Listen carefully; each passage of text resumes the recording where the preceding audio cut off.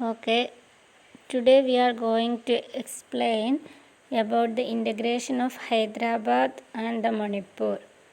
Okay, നമ്മൾ last ക്ലാസ്സിൽ integration of princely സ്റ്റേറ്റിനെ കുറിച്ചിട്ടാണ് എക്സ്പ്ലെയിൻ ചെയ്തിരുന്നത്. അപ്പോൾ what are the government approach for the integration of the princely state, അതിൽ ഇൻസ്ട്രുമെൻ്റ് ഓഫ് അക്സഷൻ എന്ന ആ ഒരു പ്രോസസ്സൊക്കെ നമ്മൾ പറഞ്ഞു. ഓക്കെ, ഇനി ഇൻ്റഗ്രേഷൻ ഓഫ് ഹൈദരാബാദ് പ്രത്യേകം പറയാൻ കാരണം it is the integration of Hyderabad was very problematic in that situation. അപ്പോൾ ഹൈദരാബാദിനെ ഇൻ്റഗ്രേറ്റ്, അതായത് ഇന്ത്യൻ യൂണിയൻ ഏകീകരിക്കുക എന്നുള്ളത് അന്ന് ഒരു പ്രോബ്ലമാറ്റിക് ആയിട്ടുള്ള ഒരു കാര്യമായിരുന്നു. അതുകൊണ്ടാണ് എക്സ്പ്ലെയിൻ ചെയ്യുന്നത്. ഓക്കെ, നോക്കാം. The largest among the Indian princely state, അല്ലേ? അപ്പോൾ ഒരു റീസൺ എന്താണ്? Hyderabad is the largest among the princely state. നാട്ടുരാജ്യങ്ങളിലെ ഒരു പ്രധാനപ്പെട്ട അല്ലെങ്കിൽ ഒരു വലിയ നാട്ടുരാജ്യമായിരുന്നു ഇത് Hyderabad. Nizam the ruler of Hyderabad was one of the richest person of the world. അതുപോലെ തന്നെ ഹൈദരാബാദിലെ കിങ് ആയിരുന്നു ആര്? നൈസാം എന്തായിരുന്നു? Richest person of the world. ലോകത്തിലെ അന്നുണ്ടായിരുന്ന ഏറ്റവും സമ്പന്നരിൽ ഒരാളും കൂടിയായിരുന്നു ഹൈദരാബാദിലെ റൂളറായിരുന്ന നൈസാം.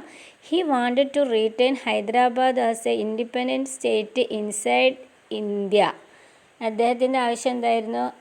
ഹൈദരാബാദ് ഇന്ത്യയിൽ തന്നെ ഒരു സ്വതന്ത്രമായി നിൽക്കുന്ന ഒരു നാട്ടുരാജ്യമായി എന്ത് ചെയ്യുക? എക്സിസ്റ്റ് ചെയ്യുക എന്നതായിരുന്നു. People of Hyderabad started agitation against Nizam. അപ്പോൾ എന്താണ്? പക്ഷേ ഹൈദരാബാദിലെ പീപ്പിളിന് അതിഷ്ടമായിരുന്നില്ല. അവർ നൈസാമിനെതിരെ സമരം ചെയ്യാൻ തുടങ്ങി. Hyderabad town was the centre of the movement. The peasantry of Telangana rose against Nizam due to his oppressive rule. The peasantry of Telangana, Hyderabad എന്ന് പറഞ്ഞാൽ എവിടെ വരുന്നതാണ്? ആന്ധ്രാപ്രദേശിൽ വരുന്നതാണല്ലേ, ആന്ധ്ര. അപ്പോൾ അത് മാറിയിട്ടാണ് ഇപ്പോൾ തെലുങ്കാനൊക്കെ ആയിട്ട് മാറിയത്. അപ്പോൾ the peasantry of Telangana rose against Nizam due to his oppressive rule. അപ്പോൾ നൈസാമിൻ്റെ അടിച്ചമർത്തപ്പെട്ട ഭരണത്തിനെതിരെ തെലുങ്കാനയിലേക്ക് കർഷകരും പോലെയുള്ള സാധാരണ ജനങ്ങൾ എന്ത് ചെയ്തിരുന്നു? ശബ്ദിക്കാൻ തുടങ്ങി. Nizam responded it by military force known as Razakars, which was a extremist group of Muslim religious fanatics. അപ്പോൾ ഇവിടെ നോക്കുന്നത് നൈസാമിൻ്റെ മിലിറ്ററി ഫോഴ്സിൻ്റെ പേരാണ് റസാക്കാസ്. അപ്പോൾ ഈ റസാക്കാസിൽ ആരാളുള്ളത്? എക്സ്ട്രീമിസ്റ്റ് ഓഫ് മുസ്ലിം റിലീജിയസ് ഗ്രൂപ്പാണ്. അതായത് മുസ്ലിം വിഭാഗത്തിലെ ഒരു കൂട്ടരാണ് ഈ ഇദ്ദേഹത്തിൻ്റെ സൈന്യത്തിലുണ്ടായിരുന്നത്. അവരെ ഉപയോഗിച്ചിട്ട് എന്ത് ചെയ്യാൻ തുടങ്ങി? നൈസാം ഈ ഒരു സമരത്തെ അടിച്ചമർത്താൻ തുടങ്ങി. Non Muslims were the main target of Nizam. അപ്പോൾ സ്വാഭാവികമായിട്ടും അതിൻ്റെ മെയിൻ ടാർഗറ്റ് ഇരകളായി വന്നത് ആരാണ്? നോൺ മുസ്ലിംസ് ആണ്. In September 1948 India army move to ഹൈദരാബാദിലേക്ക് മൂവ് ചെയ്തു. 1948 Nizam surrendered after few days of fighting. അങ്ങനെ നൈസാം എന്ത് ചെയ്തു? ഇന്ത്യൻ സൈന്യത്തിന് മുന്നിൽ കീഴടങ്ങി. It led to the accession of Hyderabad to the Indian union. അങ്ങനെയാണ് ഹൈദരാബാദ് ഇന്ത്യൻ യൂണിയനിലെ ഭാഗമായിട്ട് മാറിയത്. അപ്പോൾ ഇത് ചിലപ്പോൾ എക്സാമിന് ചോദിക്കാൻ സാധ്യതയുണ്ട്.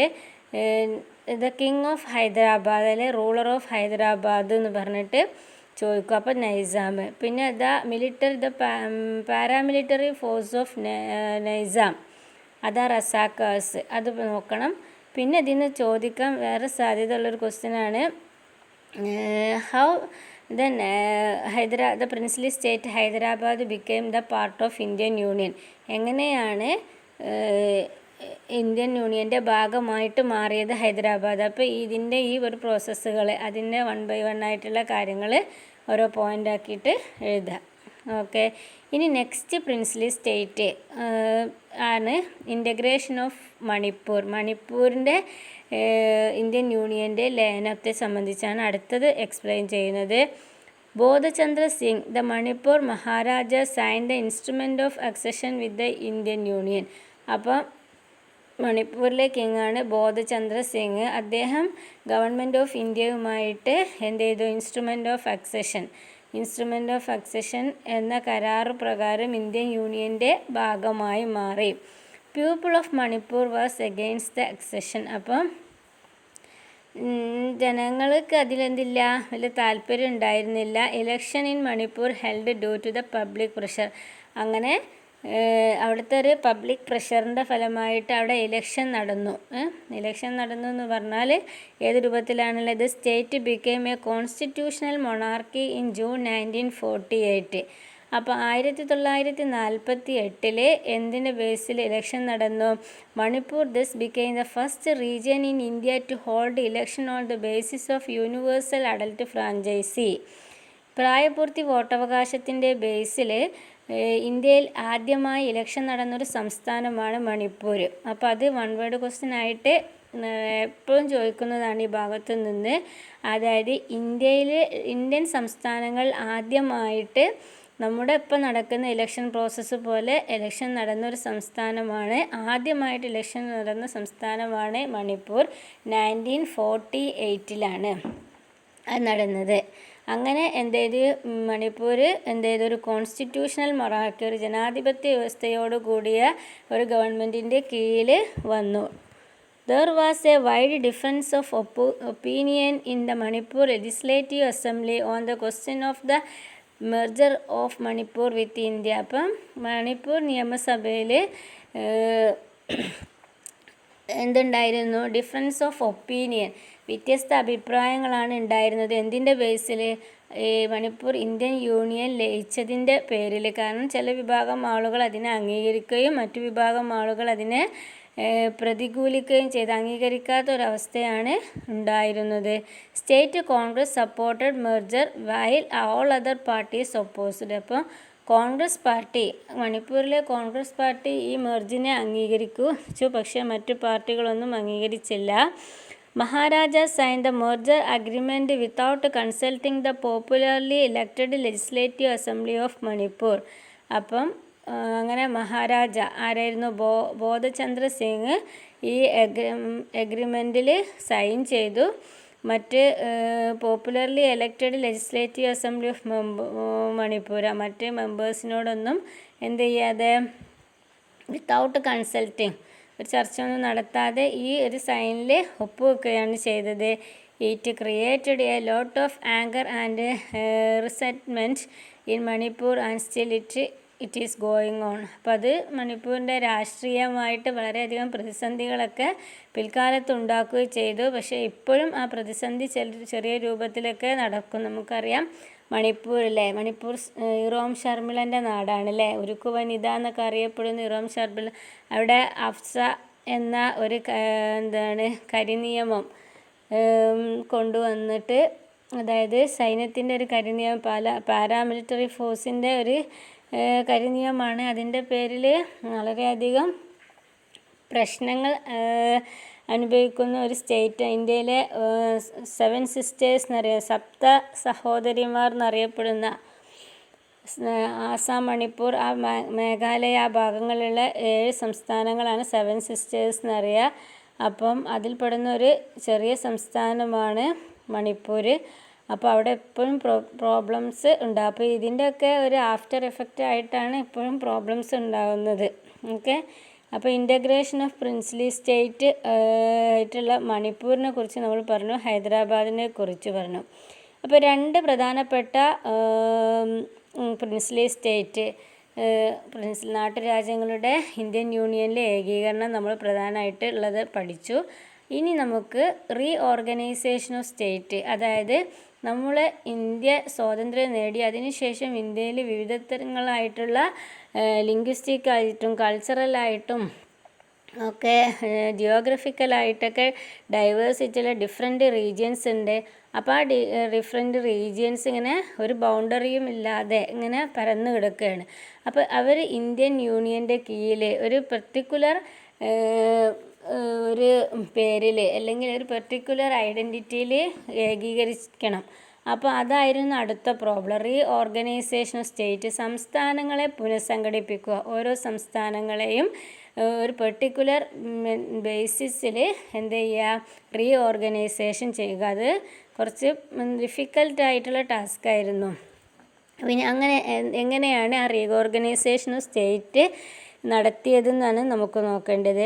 Drawing the internal boundaries was another task in the process of nation building. അല്ലേ, ഇൻറ്റേർണൽ ബിൽഡിംഗ് ഡ്രോ ചെയ്യുക, അതായത് രാജ്യത്തിനകത്തുള്ള ഈ പ്ലേസിൻ്റെ ഇൻറ്റേർണൽ ബൗണ്ടറീസ് ഡ്രോ ചെയ്യുക എന്നുള്ളത് ഡിഫിക്കൽട്ട് ടാസ്ക് ആയിരുന്നു. ഇപ്പോൾ കേരളം, കർണാടക, അങ്ങനെ ഇന്ത്യയിലെ ഓരോ സംസ്ഥാനങ്ങൾ നോക്കുകയാണെങ്കിൽ കേരളത്തിൻ്റെ പരിധി ഏതു മുതൽ ഏത് വരെ, എന്തിൻ്റെ ബേസിൽ, അതാ ഇൻറ്റേർണൽ ബൗണ്ടറി നമ്മൾ വരക്കുക.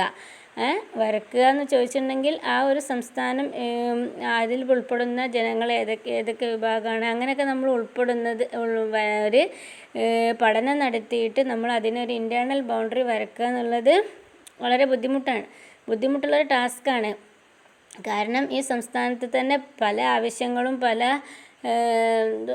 ഒക്കെ ആവശ്യങ്ങൾ ഉള്ള ജനങ്ങളുണ്ടാകും, പല ആശയങ്ങളുള്ള ആളുകളുണ്ടാകും. അപ്പോൾ അതിനൊക്കെ ഒരു ഏകീകരിച്ചു കൊണ്ട് നമുക്ക് എന്ത് ചെയ്യണം, മുന്നോട്ട് പോകണം. അതുകൊണ്ടാണ് അത് വളരെ ഡിഫിക്കൽട്ടായിട്ടുള്ള ടാസ്ക്കാണെന്ന് പറയാൻ കാരണം. The leaders of our national movement had promised the formation of state on the linguistics basis. അപ്പോൾ അത് നിങ്ങൾ നോക്കേണ്ടത്, അതായത് ഇന്ത്യൻ നാഷണൽ മൂവ്മെൻറ്റ്, അതായത് ഇന്ത്യയുടെ സ്വാതന്ത്ര്യ പ്രസ്ഥാനവുമായി മുന്നിലുണ്ടായിരുന്ന ആളുകളുടെയൊക്കെ ആവശ്യം എന്തായിരുന്നു, formation of the state on the linguistic basis, ഭാഷാ അടിസ്ഥാനത്തിൽ എന്ത് ചെയ്യുക, ബൗണ്ടറികൾ ഡ്രോ ചെയ്യുക. അതായത് പെർട്ടിക്കുലർ ലാംഗ്വേജ് സംസാരിക്കുന്ന ആളുകൾ എന്ത് ചെയ്യുക, പെർട്ടിക്കുലർ റീജിയനിലുള്ള ആളുകൾക്ക് ഒരു പെർട്ടിക്കുലർ സ്റ്റേറ്റ് അങ്ങനെ രൂപത്തിൽ എന്ത് ചെയ്യുക, ബൗണ്ടറി വരക്കുക. After the independence, our national leaders felt that the formation of state on the linguistic basis might lead to the disruption and disintegration. അപ്പോൾ നമുക്കറിയാം, അതായത് ആദ്യം സ്വാതന്ത്ര്യം കിട്ടിയ ഉടനെ ഈ സ്റ്റേറ്റ് റീഓർഗനൈസേഷൻ അല്ലെങ്കിൽ ഇൻറ്റേർണൽ ബൗണ്ടറീസ് ഡ്രോ ചെയ്യുക എന്ന ആശയം വന്നപ്പോൾ നാഷണൽ മൂവ്മെൻറ്റുമായിട്ട് പ്രവർത്തിച്ചിരുന്ന ലീഡേഴ്സൊക്കെ കരുതിയിരുന്നത് എന്താണെന്ന് ചോദിച്ചിട്ടുണ്ടെങ്കിൽ, ഇൻ കേസ് ഈ ഒരു ഇൻറ്റേർണൽ ബൗണ്ടറി അല്ലെങ്കിൽ ലിംഗ്വിസ്റ്റിക് ബേസിസിൽ നമ്മൾ എന്ത് ചെയ്യും, സ്റ്റേറ്റ് റീഓർഗനൈസേഷൻ ചെയ്താൽ സ്വാഭാവികമായിട്ടും അതെന്ത് ചെയ്യും, അന്ന് വരെ ജനങ്ങളിൽ അതേമൊക്കെ ഉണ്ടായിരുന്ന ഐക്യവും ആ ഒരു സ്വാതന്ത്ര്യ കാലഘട്ടത്തിലൊക്കെ ഉണ്ടായിരുന്ന ഊർജവും ഒക്കെ ചോർന്നിട്ട് ഡിസിൻറ്റഗ്രേറ്റ് ചെയ്യും. ഇപ്പോൾ ഇന്ത്യയിലെ ജനങ്ങൾ പരസ്പരം എന്ത് ചെയ്യും, അങ്ങോട്ടും ഇങ്ങോട്ടും സൗഹൃദപരമല്ലാത്തൊരു അന്തരീക്ഷത്തിലേക്കും അതുപോലെ തന്നെ ആ ഒരു കെട്ടുറപ്പിനൊക്കെ എന്ത് ചെയ്യും, ഡിസിൻറ്റഗ്രേഷൻ സംഭവിക്കുമെന്നാണ് വിചാരിച്ചത്. കാരണം അന്ന് വരെ സ്വാതന്ത്ര്യം കിട്ടുക എന്ന ഒരു ഒറ്റ ഉദ്ദേശം മാത്രം മുന്നോട്ട് വെച്ച്, അല്ലെങ്കിൽ ഒറ്റ ഉദ്ദേശം മാത്രം മനസ്സിൽ കണ്ടുകൊണ്ട് ഒറ്റക്കെട്ടായിട്ടാണ് ജനങ്ങൾ നിന്നിരുന്നത്. പിന്നെ അതിന് ശേഷം ഇതുപോലെ ഒന്ന് എന്ത് ചെയ്യുക, ലിംഗ്വിസ്റ്റിക് ബേസ്ഡ് സ്റ്റേറ്റുകളെ ഡിഫറൻഷിയേറ്റ് ചെയ്യുന്ന സമയത്ത് സ്വാഭാവികമായിട്ടും അതെന്ത് ചെയ്യും, ആ സ്വാതന്ത്ര്യം കിട്ടിയതിൻ്റെ എഫക്റ്റ് ഇല്ലാതാകുന്നതാണ് അവർ ഫസ്റ്റ് എന്ത് ചെയ്യുന്നത്, നാഷണൽ മൂവ്മെൻറ്റ്, ഇന്ത്യൻ സ്വാതന്ത്ര്യ സമരവുമായിട്ട് പ്രവർത്തിച്ചിരുന്ന നേതാക്കന്മാർ ആദ്യം കരുതിയിരുന്നത്. Okay, the fate of the princely state had not been decided. അതുപോലെ തന്നെ നാട്ടുരാജ്യങ്ങളുടെ അവസ്ഥയെ പറ്റിയിട്ട് വിധി എന്തായിരിക്കും, നാട്ടുരാജ്യങ്ങളുടെ അവസ്ഥ എന്നതിനെ പറ്റിയിട്ടൊന്നും എന്ത് ചെയ്താ ആലോചിച്ചിരുന്നില്ല. കാരണം നാട്ടുരാജ്യങ്ങൾ ലിംഗ്വിസ്റ്റിക് ബേസിലൊന്നല്ലല്ലോ ഉണ്ടായിരുന്നത്. അവർ ശരിക്കും പറഞ്ഞിട്ടുണ്ടെങ്കിൽ ഒരു സ്റ്റേറ്റ് അല്ല, ഒരു പെർട്ടിക്കുലർ റീജിയനുള്ള കുറച്ച് പ്ലേസുകൾ ഉൾപ്പെടുക, അവിടെ ഒരു റൂളർ എന്ന രൂപത്തിൽ മാത്രമേ ഉണ്ടായിരുന്നു. അവിടെ ഡിഫറെൻറ്റ് ലാംഗ്വേജ് സംസാരിക്കുന്ന ആളുകളുണ്ടാവും, ഡിഫറെൻറ്റ് കൾച്ചറുള്ള ആളുകളൊക്കെ ഉണ്ടാവും. The center leadership decided to postpone the matter. The decision was challenged by the local leaders and local leaders and people. അപ്പം അവിടുത്തെ ലോക്കൽ ബോഡീസ്, അതായത് പഞ്ചായത്ത് അതുപോലത്തെയുള്ള സംവിധാനങ്ങളും അതുപോലെ തന്നെ ലോക്കൽ പീപ്പിൾസൊക്കെ എന്ത് ചെയ്തു, ഇതിനൊരു ചലഞ്ചാക്കിയിട്ട് എടുത്തു. ഇനി ലിംഗ്വിസ്റ്റിക് ബേസിൽ സ്റ്റേറ്റ് റീഓർഗനൈസേഷൻ നടക്കാൻ ഇന്ത്യയിൽ കാലഘട്ടത്തിൽ ഉണ്ടായിരുന്ന സമരങ്ങളും പിന്നെ അതിനുശേഷം ലിംഗ്വിസ്റ്റിക് ബേസിൽ സ്റ്റേറ്റ് റീഓർഗനൈസേഷൻ ചെയ്യാൻ വേണ്ടി കേന്ദ്ര ഗവൺമെൻറ് ആക്ട് പാസ്സാക്കിയതൊക്കെയാണ് പറയാൻ പോകുന്നത്. അപ്പം first Vishalandhra movement for separate Andhra state form ചെയ്യാൻ വേണ്ടിയിട്ടുണ്ടായ സമരത്തിൻ്റെ പേരാണ് വിശാലാന്ധ്ര മൂവ്മെൻറ്റ് കേട്ടോ. അപ്പോൾ നമുക്ക് എല്ലാവർക്കും അറിയുന്നൊരു ക്വസ്റ്റ്യനാണ്, നമ്മൾ ഒരു GK ക്വസ്റ്റ്യൻ പോയാൽ പഠിച്ചു വരുന്നതാണ്. ലിംഗ്വിസ്റ്റിക് ബേസിൽ ഇന്ത്യയിൽ ആദ്യമായിട്ട് ഫോം ചെയ്ത സംസ്ഥാനമാണ് ആന്ധ്രാപ്രദേശ് അല്ലേ. അപ്പോൾ ആന്ധ്രാപ്രദേശിൻ്റെ ഫോർമേഷനുമായിട്ട് ബന്ധപ്പെട്ട കാര്യങ്ങളാണ് ഇവിടെ പറയുന്നത്. It demand that the Telugu speaking area should be separated from the Madras province. അപ്പം മദ്രാസ് പ്രവിശ്യയുടെ കൂടെയായിരുന്നു ഈ ആന്ധ്ര ഒക്കെ ഉൾപ്പെടുന്ന ഭാഗങ്ങളുണ്ടായിരുന്നത്. അപ്പോൾ തെലുങ്ക് സംസാരിക്കുന്ന ആളുകളെ മാത്രം ഉൾക്കൊള്ളിച്ചുകൊണ്ട് ഒരു ആന്ധ്ര എന്ന സംസ്ഥാനം മദ്രാസ് പ്രൊവിൻസിൽ നിന്നും മാറ്റിയിട്ട് ഫോം ചെയ്യുക എന്നതായിരുന്നു അവരെ ലക്ഷ്യം. All the political parties in the Andhra region supported the movement. അപ്പം ഈ ഒരു മൂവ്മെൻറ്റിനെ, വിശാലാന്ധ്ര മൂവ്മെൻറ്റിനെ ആന്ധ്ര റീജിയനിലുള്ള എല്ലാ പൊളിറ്റിക്കൽ പാർട്ടിയും എന്ത് ചെയ്തു, അനുകൂലിച്ചു. ഓക്കെ, അതാണ് വിശാലാന്ധ്ര മൂവ്മെൻറ്റ്. ഇനി ഇവിടെ ഒരു പ്രധാനപ്പെട്ട ലീഡറെ പേര് പറയുന്നുണ്ട്, ഒരു കോൺഗ്രസ് ലീഡറുടെ പേര് പറയുന്നുണ്ട്, പോറ്റി ശ്രീരാമലു. അദ്ദേഹത്തിൻ്റെ പ്രത്യേകത എന്താണെന്ന് ചോദിച്ചിട്ടുണ്ടെങ്കിൽ, on October 19, 1952 Potti Sriramulu, A Congress leader and A veteran Gandhian, began the indefinite fasting demanding the formation of Andhra Pradesh on the linguistic basis. On the 56th day of the fasting he died. അപ്പം വിശാലാന്ധ്ര അല്ലെങ്കിൽ ആന്ധ്ര സംസ്ഥാനം ലിംഗ്വിസ്റ്റിക് ബേസിൽ form ചെയ്യണം എന്ന ആവശ്യം ഉന്നയിച്ചുകൊണ്ട് നിരാഹാര സമരം നടത്തിയ ഒരു കോൺഗ്രസ് ലീഡറായിരുന്നു ആര്, പോറ്റി ശ്രീരാമലു. 56 ദിവസത്തെ നിരാഹാര സമരത്തിനൊടുവിൽ 1952 ഡിസംബർ 15 അദ്ദേഹം മരണപ്പെട്ടു. സ്വാഭാവികമായിട്ടും അദ്ദേഹത്തിൻ്റെ മരണം ഈ ആന്ധ്ര സമരവുമായിട്ട് മുന്നോട്ട് പോകുന്ന ആളുകളിൽ വൈകാരികമായിട്ടുള്ള ഒരു പ്രതിഷേധം കൂടുകയാണ് ചെയ്തത്. അപ്പോൾ his death cause great unrest in the Madras പ്രൊവിൻസിലെ, മദ്രാസ് പ്രൊവിൻസിൽ ഭയങ്കര തരത്തിലുള്ള പ്രശ്നങ്ങളും ലഹളക്കൊക്കെ വഴിവെച്ച അദ്ദേഹത്തിൻ്റെ മരണം. Several legislative of Madras assembly resigned, Madras അസംബ്ലിയിലെ കുറേ മെമ്പേഴ്സ് രാജിയൊക്കെ ചെയ്തു. In December 1952 prime minister announced the formation of Andhra Pradesh. Thus, the first linguistic state of India came into existence in October 1953. അങ്ങനെ പ്രൈം മിനിസ്റ്റർ ആയിരുന്ന ജവഹർലാൽ നെഹ്റു എന്ത് ചെയ്തു, ആന്ധ്ര ലിംഗ്വിസ്റ്റിക് ബേസിൽ ആന്ധ്ര സംസ്ഥാനം ഫോം ചെയ്യുന്നതിന് അംഗീകാരം നൽകി. അങ്ങനെ ഇന്ത്യ ലിംഗ്വിസ്റ്റിക് ബേസിൽ ആദ്യമായി ഫോം ചെയ്ത സംസ്ഥാനമായിട്ട് ആന്ധ്രാപ്രദേശ് മാറി ഇൻ 1953. അപ്പോൾ 1953 ആണ് ആ date. Potti Sriramulu related with the formation of Andhra Pradesh. മനസ്സിലായല്ലോ. Formation of Andhra Pradesh led to similar movements in other parts of the country. അപ്പോൾ ആന്ധ്രാപ്രദേശിൽ ആദ്യമായിട്ട് വിശാലാന്ധ്ര മൂവ്മെൻറ്റ് എന്ന മൂവ്മെൻറ്റ് ഉണ്ടാവുകയും അത് ആന്ധ്ര എന്ന സംസ്ഥാനത്തിൻ്റെ ഫോർമേഷന് വഴിവെക്കുകയും ചെയ്തപ്പോൾ ഇന്ത്യയിലെ മറ്റു ഭാഗങ്ങളിലൊക്കെ എന്ത് ചെയ്തു, ഇത് ഒരു ഊർജം പകർന്നു. അവിടേക്ക് ഇതുപോലുള്ള മൂവ്മെൻറ്റ് അഗിറ്റേഷൻസ് സ്റ്റാർട്ട് ചെയ്യാൻ തുടങ്ങി. അങ്ങനെ സ്റ്റേറ്റ് റീഓർഗനൈസേഷൻ കമ്മീഷൻ എന്ന ഒരു കമ്മീഷനെ സെൻട്രൽ ഗവൺമെൻറ് നിയോഗിച്ചു 1953. സംസ്ഥാന പുനഃസംഘടനാ കമ്മീഷൻ, ഓക്കെ, അതിൻ്റെ പേരാണ്. 1953 അത് നിയമിച്ചത്. The formation of Andhra Pradesh on the linguistic basis inspired the people of different parts of India to make agitation for linguistic states. Okay. It forced the central government to appoint a state reorganization commission in 1953. Its chairman was Justice Faisal Ali, a retired Supreme Court judge. അപ്പോൾ ഇതിന് പഠിക്കാനുള്ളത് state reorganisation commission form ചെയ്തത് 1953 central ഗവൺമെൻറ്റാണ് അങ്ങനെ ഒരു commission appoint ചെയ്തത്.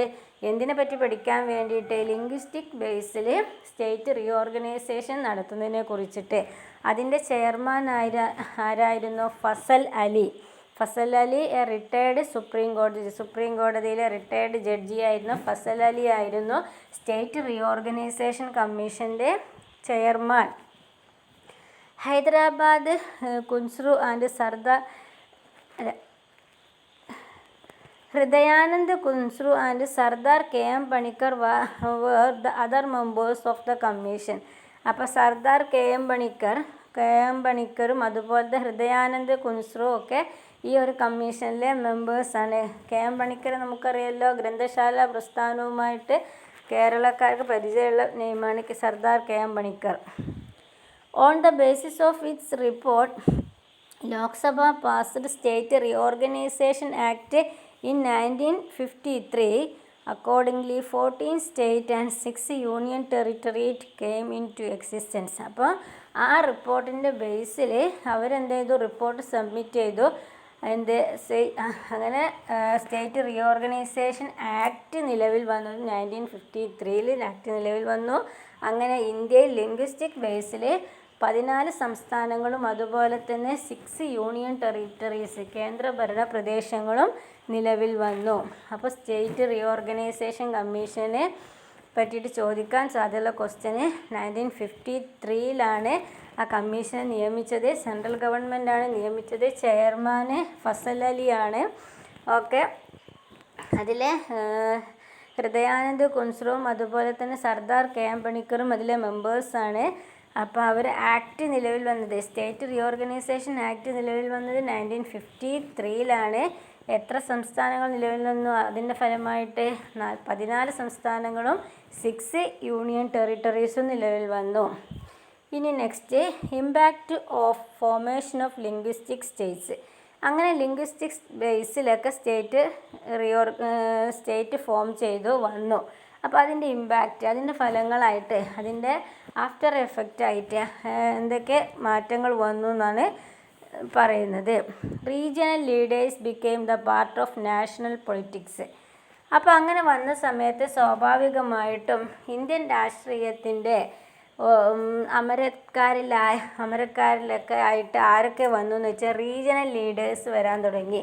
അപ്പോൾ അതായത് ഇപ്പോൾ നമ്മൾ കേരളം എന്ന ഒരു സ്റ്റേറ്റ് ലിംഗ്വിസ്റ്റിക് ബേസിൽ ഫോം ചെയ്ത് എക്സാമ്പിളായിട്ട് കരുതുക.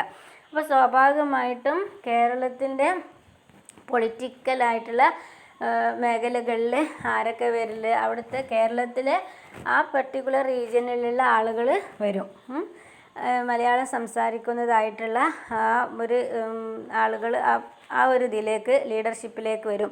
സ്വാഭാവികമായിട്ടും അത്തരം ലീഡേഴ്സ് എന്ത് ചെയ്യും? സെൻട്രൽ ഗവൺമെൻറ്റിലുമായിട്ട് കോണ്ടാക്റ്റ് ഉണ്ടാവും. ആ ഒരു പൊളിറ്റിക്സുമായിട്ട്, സെൻട്രൽ പൊളിറ്റിക്സുമായിട്ട് അവർക്ക് കോണ്ടാക്റ്റ് ഉണ്ടാവും.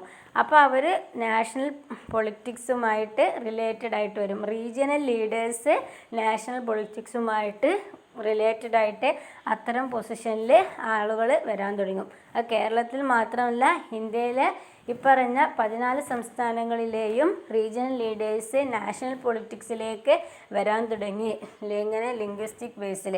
അല്ലെങ്കിൽ എന്തായിരുന്നു സംഭവിച്ചിട്ടുണ്ടാവുകയെന്ന് ചോദിച്ചിട്ടുണ്ടെങ്കിൽ, ഇതുപോലെയുള്ള പ്രാദേശികമായിട്ടുള്ള നേതാക്കന്മാരുടെ സാന്നിധ്യമൊന്നും ഇന്ത്യൻ രാഷ്ട്രീയത്തിലേക്ക് വരില്ല. അപ്പോൾ സ്വാഭാവികമായിട്ടും ഈ റീജിയണലായിട്ടുള്ള പ്രോബ്ലംസ് കേന്ദ്രത്തിൻ്റെ ശ്രദ്ധയിൽപ്പെടാതെ വരും. അപ്പോൾ ഈ ലിംഗ്വിസ്റ്റിക് ബേസിൽ സ്റ്റേറ്റ് റീഓർഗനൈസേഷൻ ചെയ്തപ്പോൾ ഇങ്ങനെ ഒരു നേട്ടം ഉണ്ടായിട്ടുണ്ട്. യൂണിഫോം ഡിവിഷൻ ഓഫ് സ്റ്റേറ്റ് അല്ലേ? സ്റ്റേറ്റിനെ യൂണിഫോം ആയിട്ടാണ് ഡിവിഷൻ നടത്തിയിട്ടുള്ളത്. It strengthen the national unity. അങ്ങനെ എന്ത് ചെയ്തു? ഇങ്ങനെ ചെയ്ത സമയത്ത് നാഷണൽ യൂണിറ്റി, ദേശീയ ഐക്യം അല്ലെങ്കിൽ ആ ഒരു ഐക്യം എന്ത് ചെയ്യുക? സ്ട്രെങ്തൻ ചെയ്യുകയാണ് ഉണ്ടായത്. നേരത്തെ നാഷണൽ ലീഡേഴ്സ് എന്താണ് വിചാരിച്ചിരുന്നത്? ഇന്ത്യ സ്വാതന്ത്ര്യം കിട്ടിയ ഉടനെ ഇൻ ലിംഗ്വിസ്റ്റിക് ബേസിൽ സ്റ്റേറ്റ് റീഓർഗനൈസേഷൻ ചെയ്താൽ ആ യൂണിറ്റിക്ക് ഡിസൻറ്റഗ്രേഷൻ സംഭവിക്കുക എന്നാണ് അവർ വിചാരിച്ചിരുന്നത്. പക്ഷേ അതൊന്നുമല്ല ഉണ്ടായത്. എന്താണ്? സ്ട്രെങ്തൻ ദ യൂണിറ്റി, ആ ഐക്യത്തെ ഒന്നും കൂടെ ശക്തിപ്പെടുത്തുകയാണ് ചെയ്തത്. കാരണം എന്താ മനസ്സിലാക്കുക? നമുക്കറിയാം ഇങ്ങനെ ഒരു കാരണം കേരളം അല്ലെങ്കിൽ കർണാടക ഇങ്ങനെ പെർട്ടിക്കുലർ ലിംഗ്വിസ്റ്റിക്സ് ലാംഗ്വേജ് സംസാരിക്കുന്ന ആളുകളിൽ അവരവരുടെ ലീഡേഴ്സിനെ തിരഞ്ഞെടുക്കുന്ന സമയത്ത് സ്വാഭാവികമായിട്ടും അവിടുത്തെ ഫാമേഴ്സിൻ്റെയും പെസൻസിൻ്റെയും ഒക്കെ പ്രോബ്ലങ്ങൾ എന്തെങ്കിലും ഇവർക്ക് പെട്ടെന്ന് മനസ്സിലാവും, അതിന് സൊല്യൂഷൻ കണ്ടെത്തും. അപ്പോൾ സ്വാഭാവികമായിട്ടും ആ സൊല്യൂഷന് ഈ ലീഡേഴ്സ് മുഖേന കേന്ദ്ര ഗവൺമെൻറ്റിലേക്ക് എത്താൻ പെട്ടെന്ന് എന്ത് ചെയ്യും സാധിക്കും. അപ്പോൾ അതിന് പരിഹാരം കണ്ടെത്തും. അപ്പോൾ മൊത്തത്തിൽ എന്ത് ചെയ്യും, ജനങ്ങളുടെ പ്രോബ്ലംസ് സോൾവ് ചെയ്യുന്ന ഒരു സിറ്റുവേഷൻ ഉണ്ടാവും. അതുകൊണ്ട് തന്നെ അതെന്ത് ചെയ്യും, ഒരു ഇൻ്റഗ്രേഷൻ ഓഫ് നാഷണൽ യൂണിറ്റി, ദേശീയ ഐക്യത്തിന് വഴിവെക്കുകയും ചെയ്യും.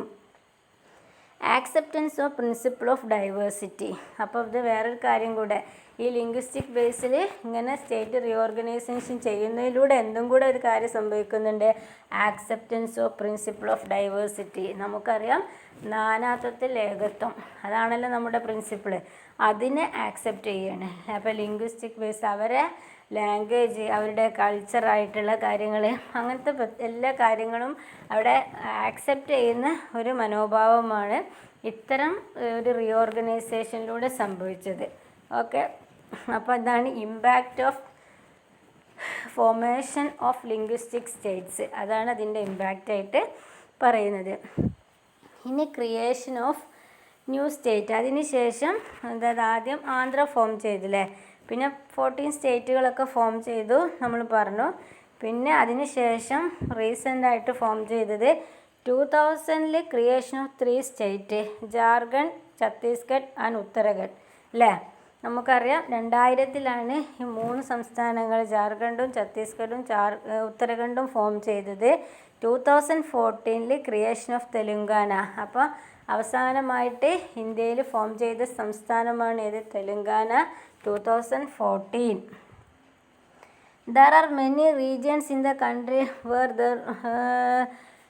there were movement demanding the separate and smaller state. This include Vidarbha in Maharashtra and Haryana Pradesh in West Bengal, western region of UP and the northern region of West Bengal. അപ്പം ഇപ്പോൾ ഇതുപോലെ linguistic ബേസിൽ state reorganisation നടത്തി 2014 തെലുങ്കാന വരെ form ചെയ്തു. അതിനുശേഷം ഇന്ത്യയിലെ പല ഭാഗങ്ങളിലും ഇതുപോലെ ചെറിയ ചെറിയ സംസ്ഥാനങ്ങൾ ഈ ലിംഗ്വിസ്റ്റിക് ബേസിനും അല്ലെങ്കിൽ അവരുടേതായിട്ടുള്ള എന്തെങ്കിലും ഒരു ഡിമാൻഡിൻ്റെ പേരിൽ ഫോം ചെയ്യണമെന്നുള്ള ആവശ്യങ്ങളായിട്ട് മുന്നോട്ട് പോകുന്നുണ്ട്. പക്ഷെ അതിനുശേഷം എന്തില്ല, കാര്യമായിട്ട് റീഓർഗനൈസേഷൻ ഒന്നും നടത്തിയിട്ടില്ല എന്നാണ് പറയുന്നത്. അപ്പോൾ അതാണ് ഇത് ചലഞ്ചസ് ഓഫ് നാഷൻ ബിൽഡിംഗ് എന്ന ചാപ്റ്റർ ഇവിടെ കംപ്ലീറ്റ് ആയിട്ടുണ്ട്. അപ്പോൾ ഈ ഹൈദരാബാദിൻ്റെ ഇൻ്റഗ്രേഷനും മണിപ്പൂരിൻ്റെ ഇൻ്റഗ്രേഷനും ഇമ്പോർട്ടൻ്റ് ആണ്. അതുപോലെ തന്നെ റീഓർഗനൈസേഷൻ ഓഫ് സ്റ്റേറ്റ് പോറ്റി ശ്രീരാമനുവിൻ്റെ പേര് നമ്മൾ ഓർത്ത് വെക്കണം.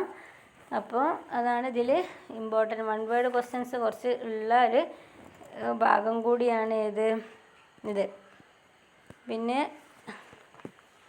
ഇതിൽ നിങ്ങൾ വായിക്കാനുള്ളത് വേറെ ഇതിൽ ഭാഗത്ത് പറഞ്ഞിട്ടില്ല, പക്ഷേ ടെക്സ്റ്റ് ബുക്കിൽ പറയുന്നുണ്ട്. പേജ് നമ്പർ 10 പറയുന്നത് മഹാത്മാഗാന്ധി സാക്രിഫൈസ്, ഗാന്ധിജിയുടെ സാക്രിഫൈസ്. അതായത് ഇന്ത്യൻ നാഷണൽ മൂവ്മെൻറ്റിൻ്റെ ഏറ്റവും കൂടുതൽ മുൻപന്തിയിൽ നിർത്തിയിരുന്ന നമ്മൾ ഒരു വ്യക്തിയാണല്ലോ ആര്, മഹാത്മാഗാന്ധി.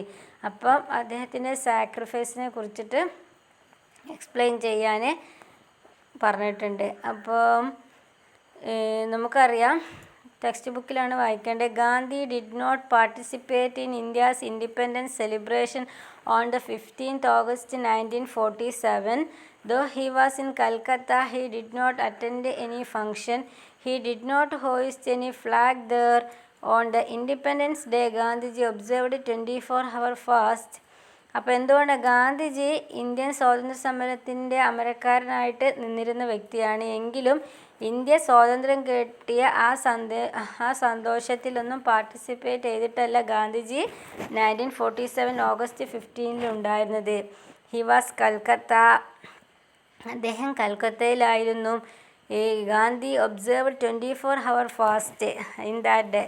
അതായത് 24 മണിക്കൂർ നിരാഹാര സമരം അനുഷ്ഠിക്കുകയായിരുന്നു ഗാന്ധിജി ആ ദിവസത്തിൽ ചെയ്തിരുന്നത്. എന്തുകൊണ്ടെന്നാൽ Calcutta suffered atrocities infected by one community on another. അതായത് വർഗീയ ലഹളകൾ എന്ത് ചെയ്തിരുന്നു,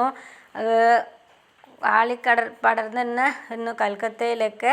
അപ്പോൾ അവരെ ജനങ്ങളുടെ ഇടയിൽ ശാന്തിയും സമാധാനം സ്ഥാപിക്കാൻ വേണ്ടി കൽക്കത്തയിലെ തെരുവീഥികളിലൂടെ ഗാന്ധിജി നടക്കുകയായിരുന്നു. സ്വാതന്ത്ര്യം കിട്ടിയതിൻ്റെ യാതൊരു സന്തോഷത്തിലും അല്ലെങ്കിൽ ഒരു ഫ്ലാഗ് പോലും ഉയർത്താനൊന്നും നിൽക്കാതെ ഗാന്ധിജി ജനങ്ങളുടെ ഇടയിലായിരുന്നു എന്നാണ് പറയുന്നത്.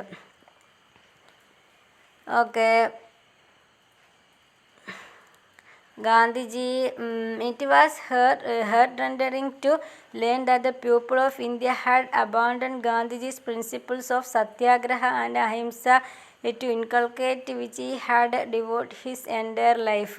പക്ഷെ ഗാന്ധിജിയുടെ സത്യാഗ്രഹ അതുപോലെ തന്നെ അഹിംസ അതൊക്കെയായിരുന്നു അദ്ദേഹത്തിൻ്റെ പ്രിൻസിപ്പിൾസ്. ഇതൊന്നും മനസ്സിലാക്കിയിട്ട് എല്ലാ ജനങ്ങളും എന്ത് ചെയ്യുന്നത് ആ സമയത്ത് ഉണ്ടായിരുന്നത്. അതിനൊക്കെ അവഗണിച്ചുകൊണ്ട് വർഗീയമായിട്ടുള്ള ലഹളകളും അക്രമങ്ങളൊക്കെയാണ് അന്ന് രാജ്യത്ത് കണ്ടത്.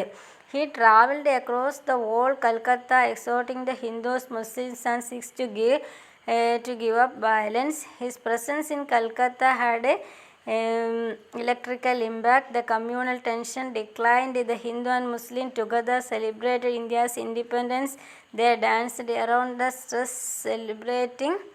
street celebrating freedom. Huge crowd thronged into the Gandhi's prayer meeting, but all this was short-lived. Hindu-Muslim conflict broke out against the different corners. Gandhiji immediately started his hunger strike to end all communal rights. അപ്പം ഗാന്ധിജിയുടെ presence, അതായത് ഗാന്ധിജി ഇങ്ങനെ കൽക്കത്ത സിറ്റികളിലൂടെ നടന്നിട്ട് ജനങ്ങളെ സമാധാനത്തിൻ്റെ പാതയിലേക്ക് കൊണ്ടുവരാൻ വേണ്ടിയിട്ട് ഇങ്ങനെ ആഹ്വാനം ചെയ്തു. അങ്ങനെ അദ്ദേഹത്തിൻ്റെ ആഹ്വാനമൊക്കെ കേട്ടിട്ട് എന്ത് ചെയ്തു, ഈ വയലൻസൊക്കെ നിർത്തിയിട്ട് ജനങ്ങൾ അദ്ദേഹത്തിൻ്റെ പ്രാർത്ഥന മീറ്റിങ്ങിലേക്കൊക്കെ സംഘടിച്ചു വന്നു, ഹിന്ദുക്കളും മുസ്ലിങ്ങളൊക്കെ. പക്ഷേ ഇതിനൊന്നും ദീർഘായുസ് ഉണ്ടായില്ല. പിന്നെയും അവിടെ എന്ത് ചെയ്തു, ലഹളകൾ പൊട്ടിപ്പുറപ്പെട്ടു. Next day Gandhi set out the Delhi where communal riots are erupted again. അടുത്ത ദിവസം ഗാന്ധിജി കൽക്കത്തയിൽ നിന്ന് എങ്ങോട്ടാണ് പോയത്, ഡൽഹിയിലേക്ക്. അവിടെയും വർഗീയ ലഹളകൾ he insisted that the Muslims should be able to live with dignity in India. അപ്പോൾ ആ വിഭജനത്തിൻ്റെ പ്രശ്നത്തിൻ്റെ ഫലമായിട്ടാണ്, വിഭജനം എന്ന ഒരു വന്നല്ലോ, അപ്പോൾ അതിൻ്റെ ഫലമായിട്ടാണ് ഈ കമ്മ്യൂണൽ റൈറ്റ്സ് ഒക്കെ ഉണ്ടാവുന്നത്. അപ്പോൾ അദ്ദേഹം പറഞ്ഞ് മുസ്ലിംസിനും എന്താണ് ഇന്ത്യയിൽ അഭിമാനത്തോടു കൂടി ജീവിക്കാനുള്ള അവകാശമുണ്ട്. Strain India Pak relation pained Gandhiji. He was really unhappy when the government failed to pay Pakistan the amount of money as promised. To show his protest against India's stand, Gandhi started hunger strike in Delhi too. അങ്ങനെ അതായത് ഇന്ത്യയും പാകിസ്ഥാനായിട്ട് നമ്മൾ partition ചെയ്തല്ലോ. ആ partition ചെയ്ത സമയത്ത് പാകിസ്ഥാൻ ഒരു particular amount of money കൊടുക്കുന്ന എന്തായിരുന്നു എന്ന് പറഞ്ഞിരുന്നു. അപ്പോൾ ആ മണി കൊടുക്കാൻ പിന്നെ തയ്യാറാവാതെ ഇന്ത്യ ഗവൺമെൻറ് തയ്യാറാകാതൊക്കെ നിന്നു. പക്ഷേ ഗാന്ധിജി പറഞ്ഞു അതെന്തായിരുന്നു, തീർച്ചയായിട്ടും ആ ഒരു എമൗണ്ട് കൈമാറണം എന്ന് ഗാന്ധിജി അതാണ് ഇന്ത്യ ഗവൺമെൻറ്റിനോട് ആവശ്യപ്പെടുകയും അപ്പോൾ അങ്ങനെ കൈമാറുകയൊക്കെ ചെയ്തു. Gandhiji's action encouraged the extremists. In the particular, he was disliked by those who wanted Hindus to take revenge and who wanted India become country for the Hindus, just as Pakistan was for Muslims. അപ്പം പക്ഷേ ഗാന്ധിജിയുടെ ഈ മനോഭാവം ഇന്ത്യയിലെ ഒരു വിഭാഗം ആളുകൾക്ക് ഇഷ്ടമായിരുന്നില്ല. കാരണം അവരെന്താ വിചാരിക്കുന്നത്, പാകിസ്ഥാൻ മുസ്ലിംസിന് എന്ന ഒരു കൺസെപ്റ്റ് പോലെ ഇന്ത്യ ആർക്കാണ്, ഹിന്ദുക്കൾക്ക് എന്ന കൺസെപ്റ്റായിരുന്നു അവർക്കുണ്ടായിരുന്നത്. ഇതിന് ഒരു തടസ്സമായി നിൽക്കുന്നത് ഗാന്ധിജിയുടെ ആശയങ്ങളാണ് എന്ന്, അല്ലെങ്കിൽ ഗാന്ധിജിയുടെ വാദങ്ങളാണെന്ന് അവർ വിശ്വസിച്ചു. ഓക്കെ, അങ്ങനെ